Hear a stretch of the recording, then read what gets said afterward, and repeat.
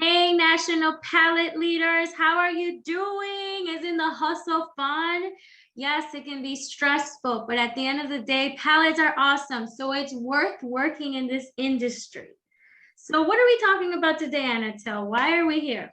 Well, hello to everyone and greetings from the well-known but underdog industry, which is pallets. But as well as everyone knows, the underdog, that's the pallets, does not or cannot, go without notice, because nothing in the economy ever runs without a single pallet. Everything that you buy or sell, right from the time that you get up in the morning till the time that you get, or till the time you go to sleep, that particular item or thing has always been, traveled from point A to point B on a pallet. So, hey, great for the underdogs, because no one looks at these like the way we do. And that's why our motto in this company is pallets are awesome. All right, well, today we decided to talk about um, the bad side of it, or the negative side of it, or the problems with respect to money, or the way money is being handled, when it comes to deposits, or people asking for money up front before the pallets are purchased, or stuff like that. So we're going to have Martha say something first. Well, when it comes to paying up front for your wood pallets, I suggest not to do it. I understand that some of these people or companies who want to sell you the pallets and need the money ASAP, which is fine, but you should never, almost never pay ahead.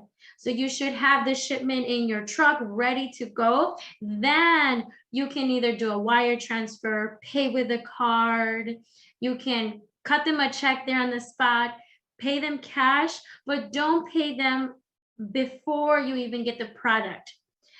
I'm not saying that they will steal from you, but it's better to be safe, because you've given thousands of dollars up front, but what if they don't load you those wood pallets? Then you'll be in huge trouble, and that is a lot of money. So I'm just making sure that people are cautious not to pay for the wood pallets without having received the product, because they can be very questionable and dangerous.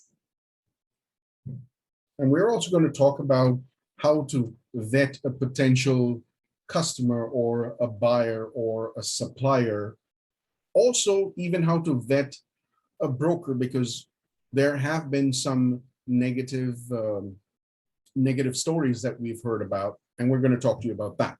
So the first one is, if you're going to vet, let's say, a potential supplier, and you obviously do not know the person from Adams, because he or she doesn't know you, and you don't know that person. So the first thing that you can always do, see if they have a social presence, see if they have a LinkedIn page, or at least one of the managers or the owners or someone from that company has a LinkedIn page, a Facebook page. You have to look into who that person is, go on their website, make a few calls, get on Google Maps and see, does that location actually exist? And sometimes you may not find it, depending on the year and the month of when that video or that photograph was taken when it comes to Google. But those are just some of the things. Make a phone call, get on a Zoom call. There are so many instances where people do not like to get on a Zoom call. You have to remember one thing: at the end of the day, this is business. There is nothing that you cannot do without a Zoom call, especially nowadays. And I love doing things on Zoom call. I can put a face to, your name, so I know it's you, like Martha and me. We practically do this every single day. Okay. And it's just perception. If I do not know who I'm talking to, how am I supposed to do business? Okay. It's just a simple phone call. One phone call can end up making you $500 for a day, or it could end up making you $1 million for the entire year. Is that not worth that phone call or that Zoom call? At the end of the day, it's business. Imagine if you were in corporate America, and I know we are the underdogs, but nothing runs without us. Literally nothing runs without us. So actually, we're probably the underdog, but in the opposite direction. But people don't think of it that way. If you walk into a conference room, you're not going to see a white page or a white pallet or a white board in front of everyone's face so that you do not know who you're talking to. So it's just the perception of business. If I can see you, I can do business with you. If I cannot, at least get on a phone. I should at least be able to find your LLC. And we'll talk about LLCs maybe later on or on this video. You bring good point, Anatel. This is a two-way street if you think about it. You buying a product from someone, make sure that you do your research. You look up these people on Facebook, not even just Facebook, look at their LinkedIn page, Google their company name. If they don't have a company name, that should raise some flags. So make sure that you do your research before you give your money away to someone or you're selling your pallets away. And why is this a two-way street? Because think about it too. You have to be professional, so they have to know who you are. So when you present yourself on Facebook, because a lot of you are in this Facebook platform, treat it like LinkedIn. Be professional, have a nice picture. I mean, you don't have to wear a suit and everything, but just so people know who you are. If Pallets is your bread and butter, make sure that you're talking about Pallets and your expertise, just so people know who you are. Because at the end of the day, it's sad, but people would judge you for the book cover. It's sad. So make sure, keep that in mind. Present yourself the way you want to be perceived. Anything else you want to add, Anatel?